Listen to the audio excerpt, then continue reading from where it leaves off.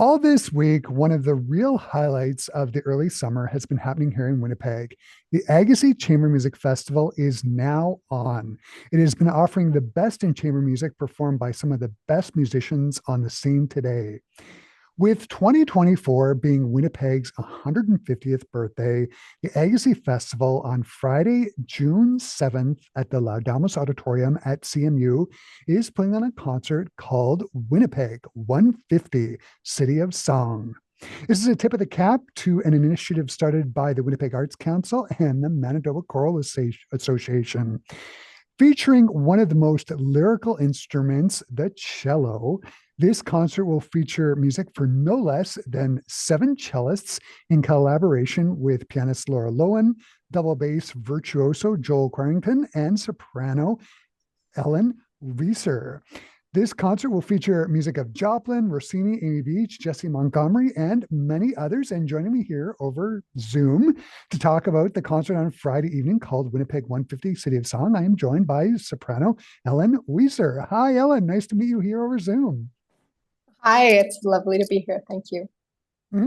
So, a little peek behind the curtain. This conversation was lined up just this morning, and you've just arrived in Winnipeg. How was the flight? And my understanding is the next couple of days are pretty busy for you, right? Yeah, they're a packed couple of days. The flight was great. Thank you. It was seamless and very easy. And thank goodness, because I arrived, I'm from Winnipeg originally. So my Mhm. dad picked me up from the airport. I got to drop my bags off and warm up and come right out to CMU to start rehearsing. So we've already rehearsed four different pieces on the program, and I'm on a little break now. I'll be here for a couple more hours tonight. Yeah. Then we've got about half a day of rehearsing tomorrow, and then the show's on Friday night. Yeah, absolutely. Perfect. I was on your website and I discovered that you graduated with an undergraduate from the University of Manitoba. So you're originally from Winnipeg. And after your studies at the U of M, you went on to study at the Cincinnati Conservatory of Music. What was that like?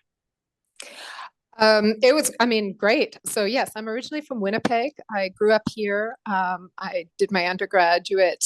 In fact, Laura Lowen was one of my Mm, coaches and professors at the University of Manitoba.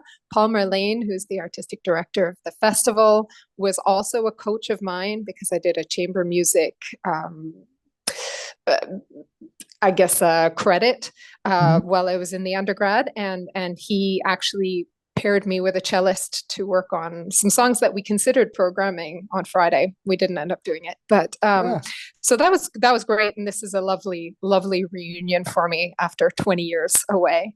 And then exactly, I moved on and did a master's degree and an artist diploma in Cincinnati, and did a whole lot of traveling around after that. And I landed in Montreal 14 years ago. So I've been a Montrealer for the last 14 years. Mhm. I'm always thrilled to come home to Winnipeg, though, I have to say. Family is still here and lots of friends. And yeah, like I said, it's like a school reunion. Yeah, absolutely. Especially now with all the lilacs being out and it Oh, being it's so beautiful. warm. Yeah, yeah. It's Mhm. just beautiful. Yeah, Mhm. absolutely. One of the other things I have to ask about, and I discovered this when I was on your website prepping for the interview, is you portrayed Ruth Bader Ginsburg in the world premiere of, help me out here, Scalia. Scalia Gins, Scalia Ginsburg. Justice Scalia, of course. Yes. Yes, yes. Scalia Ginsburg at the Castleton Festival back in 2015. It all seems sort of meta for me. Ruth Bader Ginsburg was a lover of opera. She had loved it, loved it, loved it. How Absolutely. what how was it portraying her on stage, on an It opera was stage? it was completely wild. I mean, first of all, I found it really hilarious that they were asking a Canadian to come and represent an American icon. Mm, They call her RBG. She actually was at the premiere, which was really exciting and also really terrifying. yeah. Because yes, she was a complete opera lover, and she had even been a supernumerary in Washington on the Washington stage, and so yeah, a little intimidating to know she was in the audience. She apparently loved it. The person that wrote that opera, Derek Wang, knew that her and Justice Scalia were both opera lovers, so he thought it would just be so funny, and it was a lovely, it was a really nice learning experience for me coming into um, that American culture and learning a little bit more about the Supreme Court and yeah, Yeah. Their quite an adventure. their justice system. Mm-hmm. Yes, exactly. So on Friday, you're going to be putting on this great concert with Agassiz. How did this gig come about? Was it through your relationship with Paul Marlene? Yeah, Paul contacted me. In fact, the first time he tried to contact me, I didn't even get the email. And then he reached out to me via Messenger, Facebook Messenger, which is surprisingly the place where a lot of business happens these days. Yeah, yeah. And he wrote and said, "Would you be interested?" And I didn't really even ask any questions. I said, "Absolutely, any opportunity to come home and sing for my family and see my family is an opportunity I am going to jump on." Yeah. And thankfully, it's a bonus because the music on the program is positively stunning. I was just saying to Laura in rehearsal that I've discovered new music through the programming. The Amy Beach songs are new to me, Mm-hmm. and they are just glorious. They're Yeah. romanticism at its very height, and they're like a bath of sound, and it's wonderful. It's great fun, and it's just enjoyable, enjoyable Yeah. music. Yeah. I was listening to the beach songs this morning. They are just stunners. Really. The text is by Victor Hugo and Felix Beauvais, and I think I'm saying that right. How is Amy Beach's setting of the French language? She was an Really, American. really fantastic. I wasn't aware of this, but Laura just told me that Amy Beach was fluent in French, and that doesn't surprise me after working on her settings because they're very comfortable. They feel like a native French speaker would have set them, which is not always the case when a composer's writing in a second language.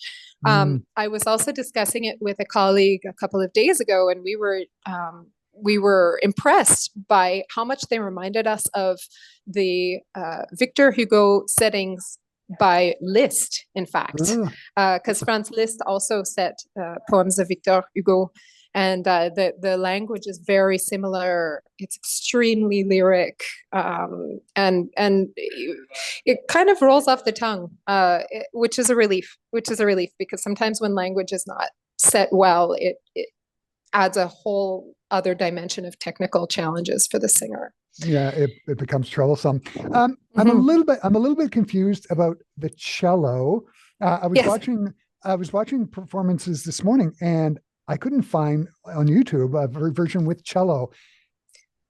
From what I gather on IMSLP, the cello is only in the first piece. Is that right? How does that work? that's right. That's right. And I believe I might be wrong here, but I believe that's a transcription. I believe you can perform the first piece without cello or with cello. I Mm. think. I'm sorry if I'm wrong about that, but yes. So there's just cello in the first piece, and it's incredible. It's an epic piece, and then you kind of feel like you might be let down because there's no cello in the other two pieces, but actually each of them is a little world of its own. Yeah. Truly, it's you get into the song and it feels like you're in a bubble, with the story and with the harmonies. So I wouldn't be too concerned Yeah. about the lack of cello in the other two pieces. I'm actually very grateful that Paul decided to program the entire opus because there are a lot of recordings of the first song, Chanson d'amour, but there are Mhm. very few of the other two. Yeah. So it will be nice to bring that these lesser known ones to the audiences and just show the versatility and the incredible palette that Amy Beach was working with. What I Yeah. mean, truly, what a discovery! Yeah. She was a remarkable composer, Absolutely, hugely underrated, and it's so nice that her music is getting performed more and more regularly. It's just wonderful. absolutely. Speaking of another fabulous composer, you're going to be doing Jesse Montgomery's song. Help me out here. Loisida, My Love. Am I saying that right? Loisida, my love. Loisida, My Yes. Love. And Yes. it's for solo cello and piano. I dig the way it sounds. See what I did there? It's actually for solo cello and voice. It's There's all no right. piano in it. Yeah, Right. yeah, Yeah. I yeah. misspoke. Solo cello and voice. She's a fabulous African American composer. How did you discover this piece and what can you tell us about it? To be perfectly honest, this was new to me. This was a discovery to me. It was Paul that suggested it, and so when we were corresponding about repertoire ideas, I actually just went onto YouTube and searched for it, and found a remarkable number of recordings. Actually, I'm really impressed with how widely it's been performed already.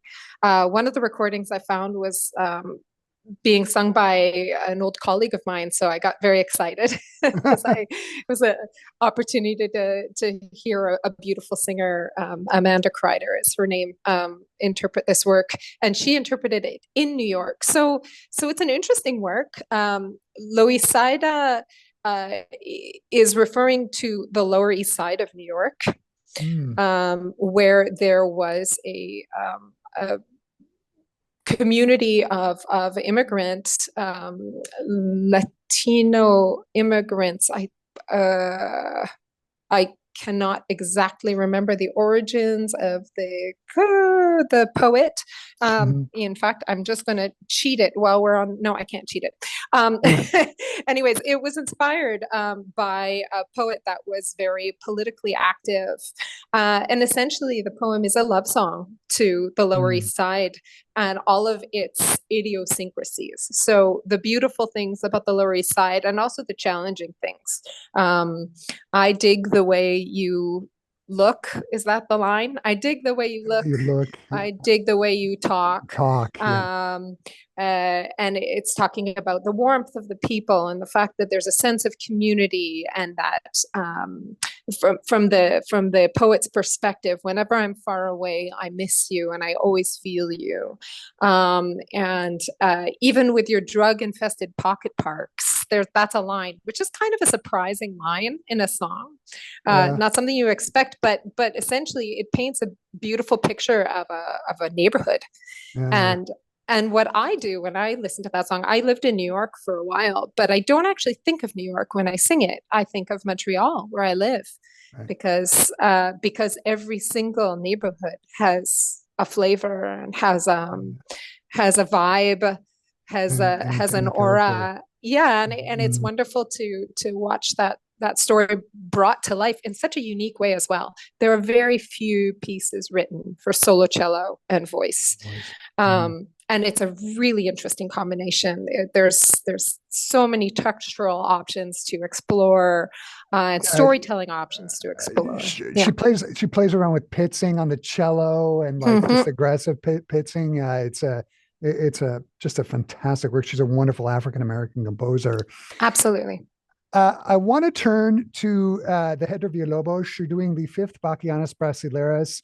This Yes. is a down the line hit. It's just Absolutely. The so, ultimate crowd pleaser. yeah, so gorgeous. Um, uh, are you excited about performing this in its original version with a ensemble of cellos? 100%. I've performed this many times, but never in the original formation of with well, in this case, it's seven cellos and one double bass. Mm. Um, uh, I'm super excited to see what that will bring to it. I've performed this in an arrangement for string quartet. I've performed it with guitar. I've performed it with solo cello because my husband's a cellist and we've done our own arrangement of it as well. Mm. But never in this arrangement. And I'm excited to discover. We're going to be rehearsing it very shortly, actually, just in a half hour or so. And then discovered. I'm excited to discover the depth of the low frequencies, Yeah, yeah. and how that's going to um, affect the quality of my voice it's something that people don't realize, but depending on the instrument you're playing with, like playing with a piano is very different than playing with an orchestra. And often the more instrumentation there is, the more you feel like you're a little boat floating on a giant ocean of Yeah, sound. yeah, And in fact, oftentimes that huge support under you makes the singing a lot easier. sure. So I'm really really curious to see how that goes. The vocalese part is just so beautiful, and then there's this middle part in that in the Baquianas Brasileiras that's Portuguese, Yeah, and it's a lot of repeated pitches for the voice. So it's really just reciting the poem, and it's yeah. very dramatic. So I'm really really excited to see how the textures come out with all of the cellos. Perfect, perfect, perfect. Uh, this has just been so great to meet you, Ellen. I'm going to wrap up the conversation by asking, what's up for the summer once Agassiz is done? What do you have up for the remainder of this of these warm months? Yeah, great question, actually. I'm actually going to be coming back to Winnipeg. We're taking some vacation time, family Yeah. vacation time. My my husband and my two kids and I are going to be coming back to Winnipeg for half of July. Oh, And I was perfect. when I was telling my kids, reminding them that I was going to be gone today for this, they got very angry because they said, "Why aren't you taking us with us so we can see, family?" They miss family here so much.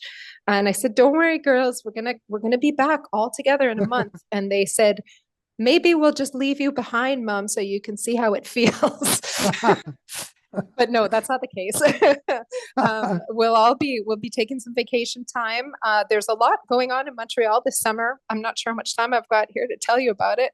Um, As there's a always. beautiful there's a beautiful initiative called Mini Concert Santé, and they're essentially, but it's through the organization Messina Musica, and where duos of professional musicians go into neighborhoods and perform live outdoors in impromptu settings for people on their balconies. And the idea is just to bring music to people. So that's going to be a big part of my summer, which I'm very very excited about. And of course, some lovely downtime to enjoy the weather and gardening. Yeah, perfect, perfect. And enjoy Montreal. Yeah, absolutely. Yeah, absolutely. Ellen, this has just been so wonderful to talk to you. I'm sure the concert on Friday at 7:30 at CMU's Laudamus Auditorium is going to be amazing. All the best, and thanks for taking the time out of your very busy schedule to talk to me today. This has just been great. Such a pleasure. And yes, I hope we have a full house on Friday. They're in for a real treat. It's going to be a great show.